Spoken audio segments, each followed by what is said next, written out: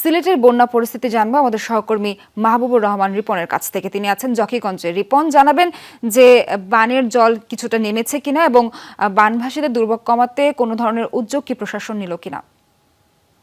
Shea butter, aloe vera ও vitamin E সমৃদ্ধ lily beauty soap. সোহার, সুরমার পানি নেমেছে, যে পরিমাণ নামলে মানুষের ভোগান্তি দূর হয় সে পরিমাণ এখনো নামেনি। আমরা এই মুহূর্তে রয়েছি ফেঞ্চুগঞ্জে। এখানকার মানুষ গত প্রায় 1 মাসের উপর 40 দিন ধরে এই ভোগান্তিতে রয়েছে, কারণ কুশিয়ারার পানি প্রথম দফার বন্যায় যে পরিমাণ ছিল এখনো ঠিক সেই পরিমাণই রয়েছে, কারণ পানি কোনোভাবেই নামছে না, মানুষের যে ভোগান্তি সেটাও কমছে না।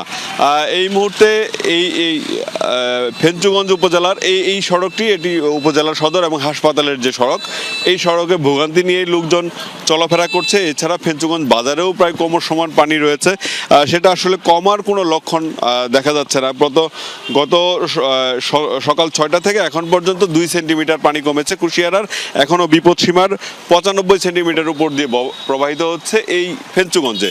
তো বুঝতে পারছেন যে পানি যে ধীর গতিতে নামছে, তাতে করে মানুষের যে ভোগান্তি সেটা আসলে কিছুতেই কমছে না।